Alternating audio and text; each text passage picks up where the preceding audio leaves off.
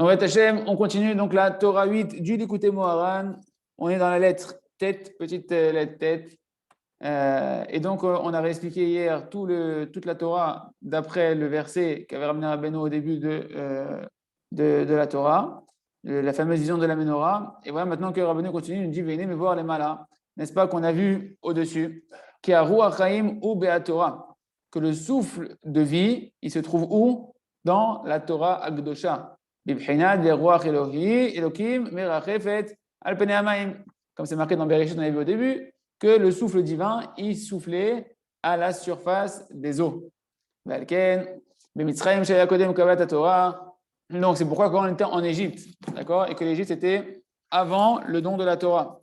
Il y a eu le don de la Torah, c'est passé bien sûr quand on est sorti d'Égypte. On est sorti d'Égypte pour recevoir la Torah. C'est ce que Hachem a dit à Moshe Rabbeinu, vous allez sortir d'Égypte afin de venir me servir sur la montagne du Har Sinaï pour recevoir la Torah. Mais donc, quand on était en Égypte, on était avant le don de la Torah. Shaya Kodem Kabbalat Torah, c'était avant le don de la Torah. Or, on a dit que dans la Torah, qu'est-ce qu'il y a? Il y a le souffle divin qui permet qu'on reçoit du tzaddik qui est attaché à la Torah, ce souffle de vie qui nous permet de combler tous les manques.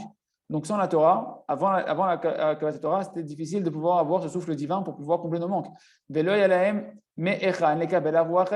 Et donc, ils n'avaient pas d'où pouvoir recevoir le souffle divin, le souffle de la vie. Parce qu'il n'y avait pas la Torah, il n'y avait pas encore la Torah, le souffle de vie qui comble tous les manques qui est dans la Torah. Le Neymar Bahem, c'est ce qui est marqué dans Shemot, chapitre 6. Mikotzer Ruach. Ils avaient le souffle court. Ils n'ont pas réussi à écouter Moshe Rabbeinu. Quand Moshe est venu, il a dit vous savez quoi, les amis, Hachem m'a envoyé, on sort d'Égypte. Et l'homme Israël était à bout de souffle. C'est quoi qui était à bout de souffle? Il est marqué tellement il y avait du labeur sur eux, un dur esclavage, qu'ils avaient le souffle coupé et ils n'arrivaient pas à écouter Moshe. Mais Rabbeinu dit ici que le souffle coupé, en fait, c'est la dimension de la petite émouna ou la dimension d'un manque de connexion au souffle de la vie qui est contenu dans la Torah Akdosha qu'on reçoit de Moshe Rabbeinu, du tzaddik. Mais pour ça, il faut avoir la Torah. Et comme vous n'avez pas la Torah, ils n'avaient pas d'où recevoir ce souffle de vie, de pouvoir allonger son souffle, de pouvoir soupirer dans la sainteté avec l'attachement au tzaddik qui est attaché à la Torah et pouvoir ainsi attraper toute la émouna pour combler tous les manques et réparer toutes les fautes et combler tous les manques. Ça, ils ne l'avaient pas parce qu'ils n'avaient pas encore reçu le don de la Torah. Excuse-moi, est-ce qu'ils avaient ce souffle de vie avant l'esclavage, quand il y a l'époque de Jacob, avec ses enfants, quand ils montent en Égypte? Alors, c'est justement, c'est ça, hein, ce qu'on a vu dans cette Torah-là, c'est que le fait de prier sur recevoir la connaissance de la Torah, une personne qui va prier pour connaître Hachem, une personne qui va prier pour pouvoir savoir c'est quoi la volonté d'Hachem, c'est ça la Torah. La Torah, c'est la volonté d'Hachem qui était exprimée dans la Torah de Shah. Mais quand il priait sur ça, quand il cherchait, quand il désirait, plus quelqu'un il va désirer la vérité, et ben il va attirer sur lui, comme nos patriarches, ils ont attiré sur eux quoi? La Torah sans qu'elle soit là. La Torah n'était pas là, mais eux ils l'ont eu. Par quoi? Par leur amour et leur désir et leur recherche et leur prière de connaître Hachem. Et ben ils ont directement reçu des Ruach HaKodesh, la Torah qu'ils devaient recevoir à leur génération à eux. Et c'est une question très bonne parce que c'est la question que hier, quand j'étudiais sur d'autres Likutei Moharan, ils posent la question comment ils ont fait pour combattre Amalek quand ils sont sortis d'Égypte. Dès qu'ils sont sortis d'Égypte, ils n'avaient pas encore reçu la Torah. Qui c'est qui est venu les attaquer? C'est Amalek. Et Amalek, pourquoi il est venu d'Afka? Parce qu'ils n'avaient pas encore reçu la Torah et ils savaient qu'ils n'avaient pas encore la force, toute la force de pouvoir l'affronter. Et donc, qu'est-ce qui s'est passé? Qu'est-ce qu'il a fait Moshe? Moshe, il a étendu ses mains en prière. Moshe Rabbeinu, bien qu'il n'avait pas la Torah, il a étendu ses mains en prière pour aller attraper ce qui est au-dessus de la Torah. Parce que la prière sur la volonté, avec le désir de connaître Hachem, de connaître la Torah et d'accomplir la Torah, sont entendus d'accomplir la volonté d'Hachem, de savoir qu'est-ce qui est bien, qu'est-ce qui est mal. Ce qu'on te parle ici, c'est de prier, de savoir qu'est-ce qui est bien Hachem, qu'est-ce qui est mal. Exactement. Exactement. Et grâce à ça, la première étape pour recevoir le souffle divin qui est contenu dans la Torah, c'est de prier à Kadosh Baruch Hu pour connaître Hachem, pour connaître sa Torah. Et donc, en faisant ça, il a réussi à attirer sur le Ham Israël, puisque Moshe était tellement grand qu'il avait cette capacité de pouvoir aller attraper le souffle divin, même sans que la Torah soit déjà là, et de pouvoir comme ça combattre Amalek, qui lui est le souffle de la tempête, qui se pensait être une grande tempête forte au moment de la sortie d'Égypte, de vouloir refroidir le Ham Israël, mais c'est lui qui s'est pris une douche froide, comme on dit. Donc, en tout cas, ils étaient donc mikotser ruach, ils avaient le souffle coupé, car ils n'avaient pas d'où recevoir le souffle de vie, qui est la dimension de erech apaim, shubrinat erech apaim, l'allongement du souffle. D'accord? Apaim, c'est le nez qui représente le souffle. Donc, l'allongement du souffle, ça, ils ne pouvaient pas allonger leur souffle, recevoir la émouna, recevoir le ruach, le souffle divin, qui permet de combler toutes les choses, la émouna, parce qu'ils n'avaient pas encore reçu la Torah. Ma'ari ruche, c'est allonger son souffle, comme on a vu. C'est pourquoi c'est marqué à leur sujet de la génération de l'Égypte qu'ils avaient le souffle court, que c'est le contraire chez Wefer et Rapaim, d'avoir le souffle allongé, ce que l'on fait lorsqu'on aspire, qu'on prend une inspiration pour soupirer dans la Gdusha par rapport à un manque ou une douleur que l'on a, exactement ce fameux oi là, Dafka, on ouvre la bouche en grand, on aspire, ça ils ne pouvaient pas le faire parce qu'ils n'avaient pas la Torah qui leur permet de pouvoir attraper ce souffle divin. Chez Ubechnat Arwach Chaim, que c'est la dimension d'attraper le souffle divin, chez Mamshechin Aïda Anachal Hashim Achisaron, que l'on peut attirer sur nous par le soupir pour combler tous les manques que l'on a, parce qu'on redit encore rapidement que le monde a été créé par le souffle de vie. La Kadosh Baruch Hu qui est dans la Torah, ce souffle de vie anime toute chose, ce souffle de vie remplit toute chose, et que tous les manques qu'on a dans notre vie, c'est juste parce qu'il y a eu un retrait de ce souffle divin créateur et qui permet de remplir toute chose. Et pourquoi il y a eu un retrait? Parce qu'il y a eu des fautes. Quand il y a des fautes, il n'y a pas de souffrance sans faute. La souffrance que tu ressens d'avoir un manque dans ta vie, c'est parce qu'il y a eu une faute. Et lorsque tu vas soupirer, tu vas allonger ton souffle pour aller chercher ce souffle divin qui est la racine de toute chose, qui est dans la Torah de Shah. Et ça, tu vas l'attraper par l'amour du tzaddik, par le fait que tu aimes le tzaddik et que tu fais la volonté du tzaddik et que tu cherches le tzaddik et que tu veux accomplir les conseils du tzaddik, le tzaddik qui lui est complètement attaché à la Torah, qui a le souffle de vie, va pouvoir t'attirer sur toi ce souffle divin et combler tes manques parce que c'est pas stam, c'est pas un passe-passe, il va réparer tes avérotes. La recherche du tzaddik, l'attachement au tzaddik est tellement à la racine et tellement la chose la plus haute pour connaître Hachem et faire tchouva que cette recherche-là et cet attachement-là va permettre au tzaddik de pouvoir réparer tes fautes et c'est ça qui va permettre de combler tes manques. Il n'y a pas de passe-passe, il n'y a pas chez nous de gourou que tu viens et tu donnes un billet et il te sort de tes problèmes. Non, il va te faire tes chouvas. D'accord? Le soupir en soi-même, déjà, quand une personne elle soupire dans la Gdusha, c'est qu'elle regrette, c'est déjà une forme de chouva. D'accord? C'est déjà une forme de chouva. La personne elle prend une certaine conscience qu'elle souffre parce qu'elle a fait des fautes et elle regrette ça. Elle voudrait revenir à cet état de réparation d'avant la faute, où là où Hachem peut me donner tout le bonheur et un bien dévoilé et combler tous les manques matériels et spirituels de ma vie. Okay. Yehuda, il faut que tu viennes plus souvent quand tu es là, c'est spécial. Que c'est la dimension du souffle de vie que l'on peut attraper par le soupir dans la doucha pour combler tous les manques, canal comme on a vu au-dessus, qui a Ruach, Ush, Lemut, Achisaron, parce que le souffle divin, c'est ça qui permet de combler tous les manques. Canal, Brinat, Veiten Lecha Mishot Libecha, comme on a vu au-dessus dans la Torah. Hachem va te donner les désirs de ton cœur. Si c'est des choses que tu désires dans ton cœur, c'est qu'il te les manque. Tu ne désires pas quelque chose que tu as déjà, tu désires quelque chose que tu n'as pas. Donc en fait, où est-ce qu'il est le manque? Dans ton cœur, parce que c'est les désirs de ton cœur. Donc le manque, qui est représenté par le fait que tu désires quelque chose que tu n'as pas, c'est dans ton cœur. D'accord? Et ça s'attire par le souffle divin, que le souffle divin, il passe par où? Il passe par le cœur. Le cœur, il va aller prendre le sang oxygéné. Toute la fonction du poumon, elle prend sa réalité par rapport au cœur. D'accord? Le poumon, il va prendre l'oxygène et il va directement amener dans le sang, dans le cœur, pour que le cœur va pouvoir alimenter et compléter en fait tous les besoins du corps entier. D'accord? La Neshama a son rôle aussi. Bien sûr que la Neshama a son rôle, évidemment. Et la Neshama, c'est Neshima. L'âme, c'est la respiration. D'accord? C'est le souffle divin en soi, au niveau spirituel. Matériellement, ça se traduit physiquement par une respiration qui passe par les poumons, qui vont rentrer dans le cœur. Et donc, quand il y a un manque dans le cœur, d'accord, c'est parce qu'il y a un manque de souffle de vie, tu as un manque d'oxygène, d'accord? Et l'oxygène, chez nous, c'est la Torah, c'est la Tchouva, c'est la Kadosh Baruch Hu, c'est le Tzadik, c'est la dimension de ouvre ta bouche, agrandis ta bouche, pas pour bailler, pour soupirer. Et moi, je vais remplir tes manques, je vais combler tes manques, je vais la remplir de prières et d'expressions de tes désirs, et je vais combler tes manques. Si tu ouvres ta bouche pour soupirer sur les manques que tu as, mais avec l'espoir de pouvoir réparer tes fautes, et donc ainsi, grâce au tzaddik, pouvoir combler tes manques. Que comme ça va permettre de combler le manque qui est dans ta vie.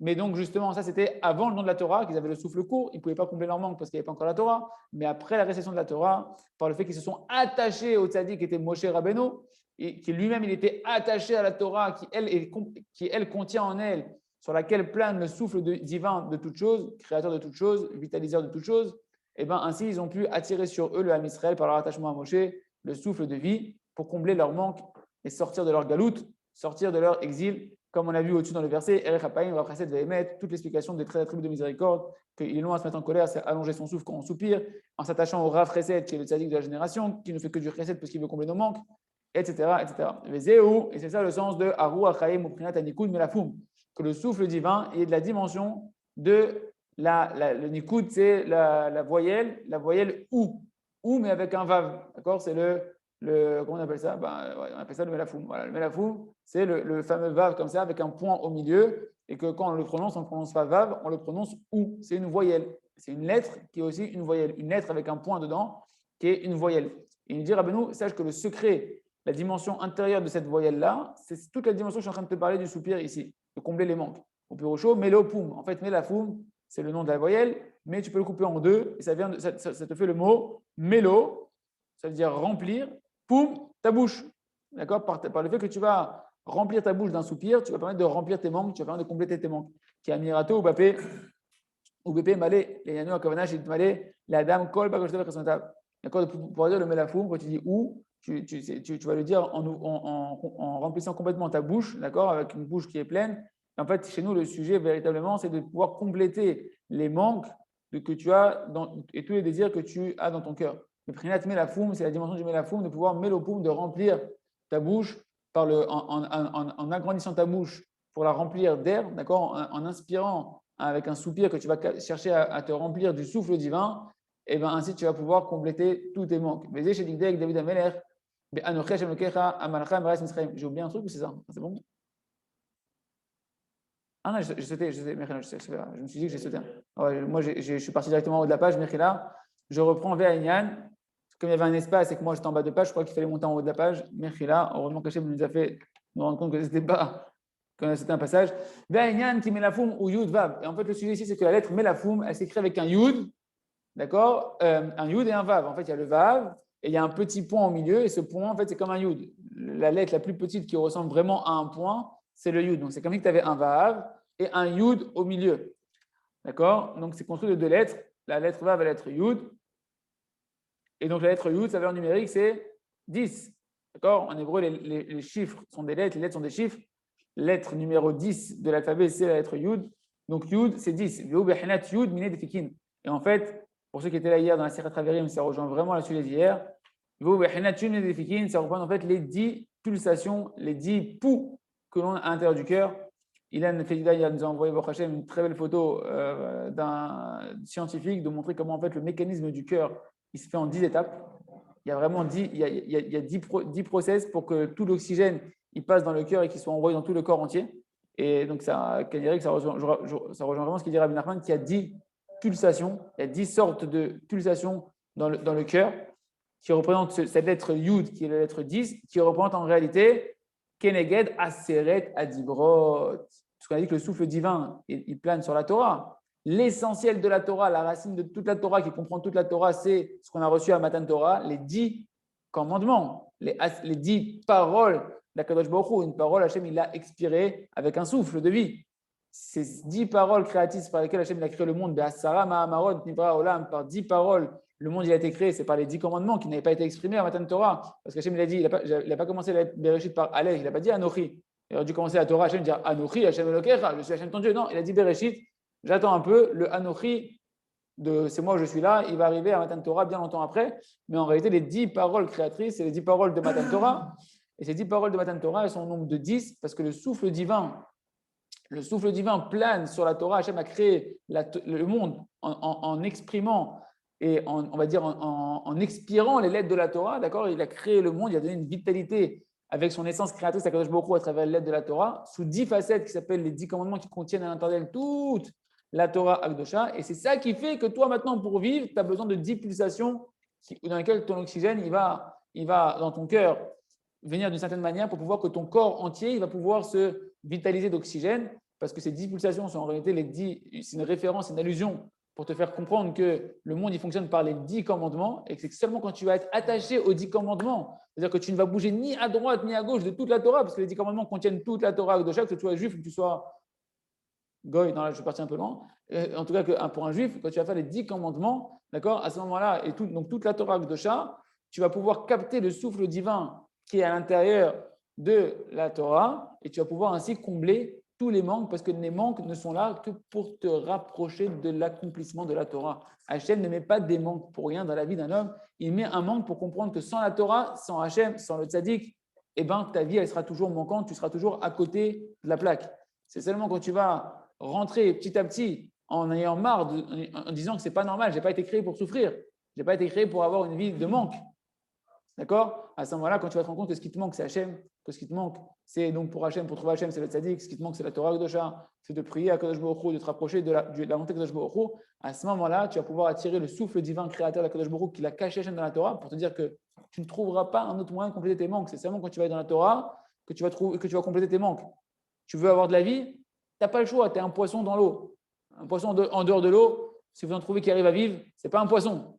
Un juif, en maïm et la Torah, il n'y a pas d'eau si ce n'est la Torah. On a été béni par la bracha des poissons. Vous allez vous fructifier comme les poissons parce que nous, on ne peut pas vivre sans la Torah.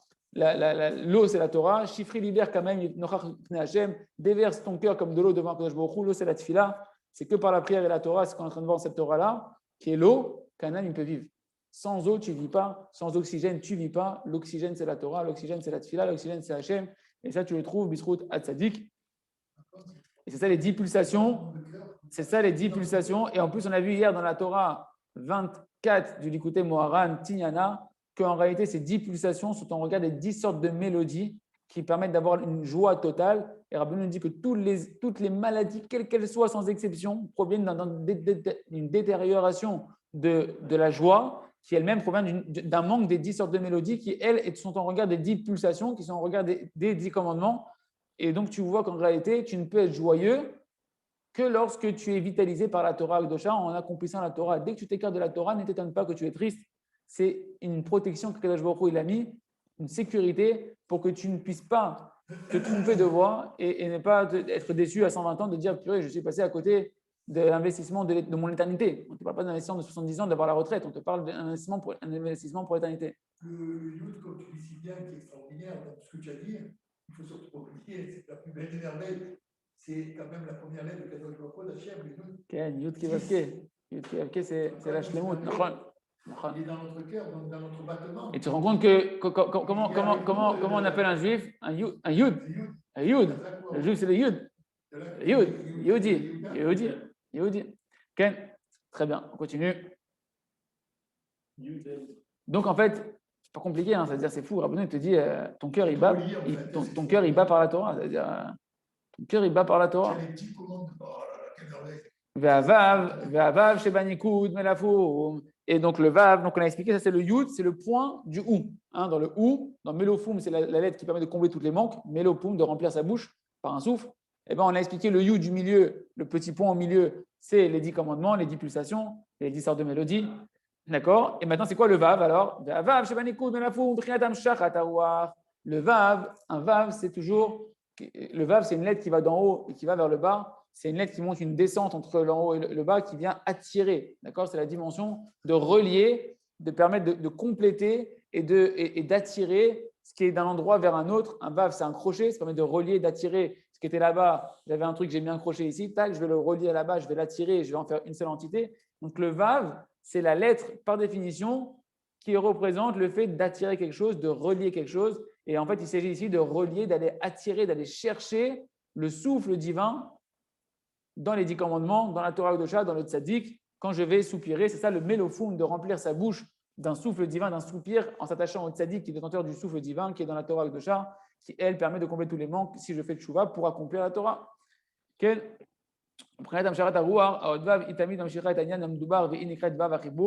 le vav de liaison, on appelle comme ça en hébreu, c'est le vav de conjonction, de liaison. D'accord?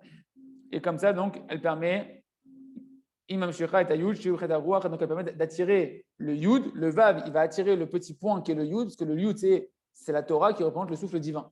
Donc le Vav, c'est attirer le Yud, les 10 commandements qui contiennent le souffle divin pour combler tous les manques en faisant tchouva sur ce que j'ai endommagé dans les 10 commandements. Un des 10 commandements, messieurs, fondamental, c'est la Emouna, avoir foi en Kadosh Baruch Hu, je suis Hachem ton Dieu, tu n'auras pas d'autre Dieu que moi. Et un des 10 commandements fondamentaux aussi, c'est tu ne feras pas d'adultère. Et Rabbi Nachman, il a dit, pas faire d'adultère, c'est pas ouvrir les yeux devant une autre femme que sa femme. Nous, Melafoum, Melopoum. C'est ça le sujet de Melafoum. Il y a le Vav dans le Moïmouna, Vadaï. Nous, Melafoum, même dans le nom d'Hachem, il y a le Vav. Yudke, Vav. Nous, Melafoum, c'est ça, le remplir sa bouche, la lettre, la voyelle Melafoum, Melopoum, remplir sa bouche. Quel est Dem Sharadagwar, Nisham Arizaron, Shokrinat, Achef, Birav, Amaleo. Parce que par le fait que tu vas maintenant attirer le souffle divin, et ben ça va combler les manques.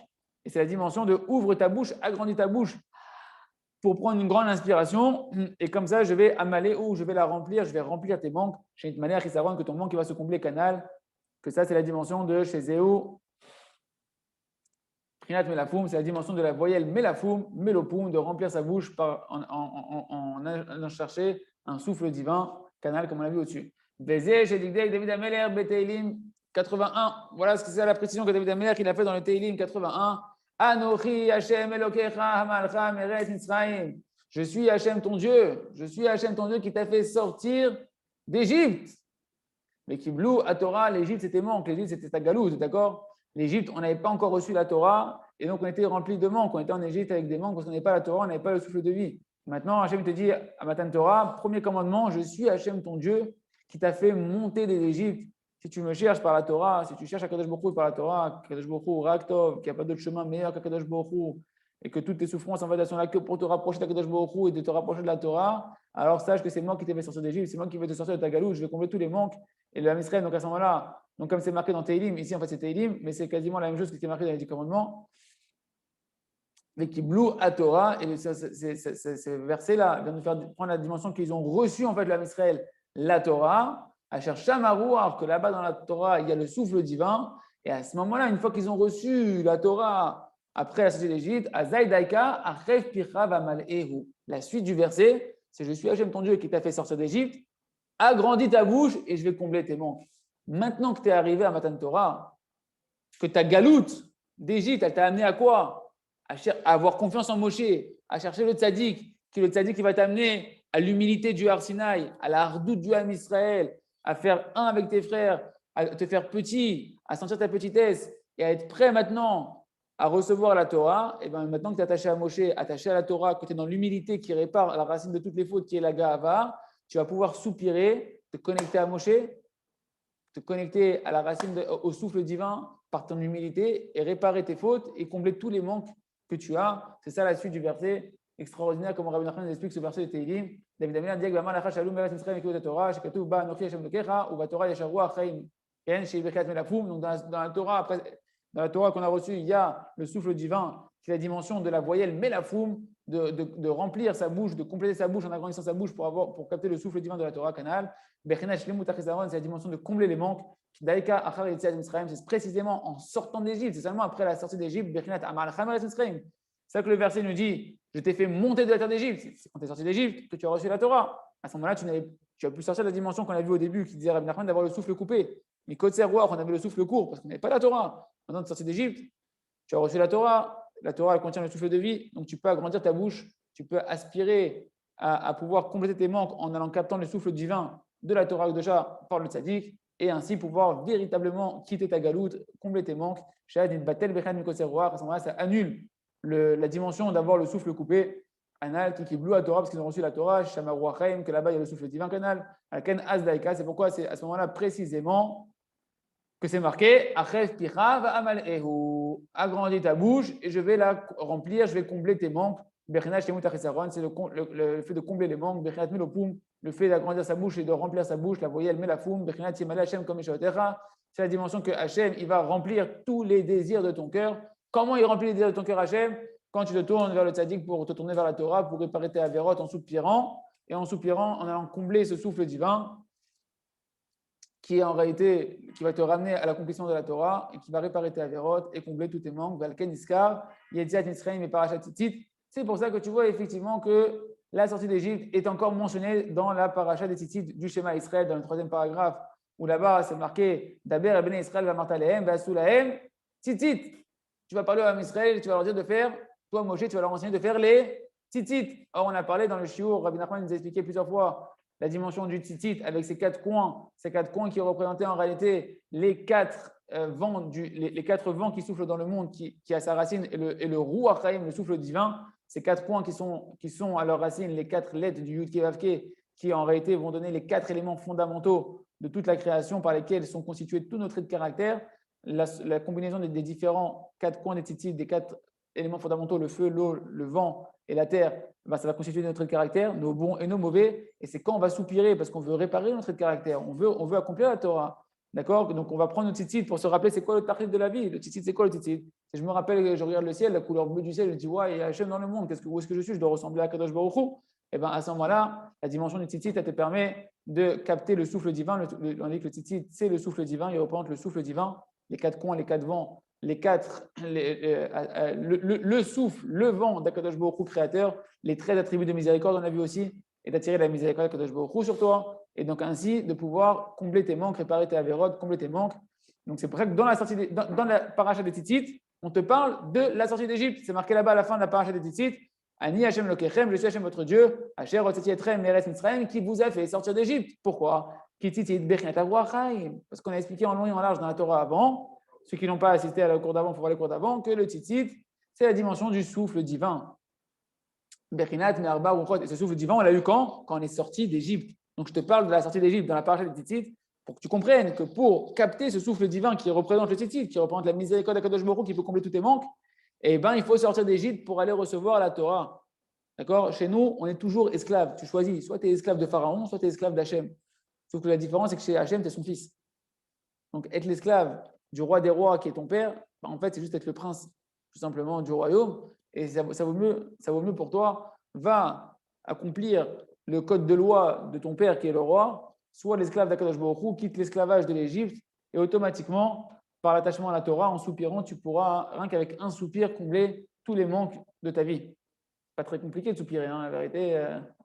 Hachem ne t'a pas demandé quelque chose de si fou, quoi. Hein, Hachem, il est Rahman. Gam Diver Azmian Shtemesre Sheot Ayom Shtemesre Sheot Alayla. Et là, Rabbi dit que Rabbi a aussi parlé dans cet enseignement de la Torah des 12 heures de la journée et des 12 heures de la nuit. Il y a 24 heures, 12 heures le jour, 12 heures la nuit. Sheshbem Shnem Asar Tseroufé Avaya, qui contiennent en réalité chacun 12 permutations du Yud Kei Vav Kei. Le Yud Kei Vav Kei avec 12 permutations. Bechol Shah Yesh Tserouf Acher. Chaque heure, il y a une permutation, une combinaison des lettres du Yud Kei Vav Kei qui est différente. Et donc, c'est lui qui va vitaliser le Shem Havaya. Hein, le Yud Kei Vav Kei, c'est le Shem Havaya, c'est le nom de l'existence. Hachem, il a été, il est et il sera, il a fait tout exister, il fait tout exister, il fera tout exister par sa miséricorde qui se manifeste à chaque heure sous une combinaison différente, un assemblage de ces lettres du Yud Kei Vav Kei qui est différente. Et chaque heure elle-même se décompose en 1080 fractions. D'accord? Et chacun de ces 1080 fractions qui constituent chaque heure, eux aussi, ils ont ces 1080 permutations de chaque heure. Encore une autre combinaison du nom d'Akadosh Baruch Hu. Donc, c'est Akadosh Baruch Hu, en fait, son nom, dans sa forme très spirituelle, il va se combiner sous différentes formes et donner de la vitalité, un souffle divin, renouveau, un nouveau souffle divin à chaque fraction, dans 1080 fractions dans une heure. Hachem, il va renouveler à chaque fois le monde par un souffle divin qui est différent. Donc, à quel point on peut faire un nouveau départ? C'est-à-dire que dans une heure, tu as 1080 fractions de nouveaux départs, de nouveaux souffles d'Akadosh Baruch Hu. Tu peux reprendre un nouveau souffle 1080 fois par heure. C'est-à-dire que plus que toutes les minutes. D'accord? Dans une heure, tu as 60 minutes. Fais le calcul, je ne sais pas combien ça fait dans une. Ouais, c'était peut-être une seconde en fait, ça s'est arrivé une seconde, je n'ai pas fait le calcul. En fait, tu peux tout le temps faire un nouveau départ. Tu peux constamment faire un nouveau départ parce qu'Hachem te donne à chaque fois un nouveau souffle, une nouvelle énergie. À toi d'y croire, à toi d'aller la chercher. À toi de croire en ça. Et tout ça, c'est la dimension du souffle divin, du souffle de vie qui est dans les pulsations cardiaques. Et... De combien?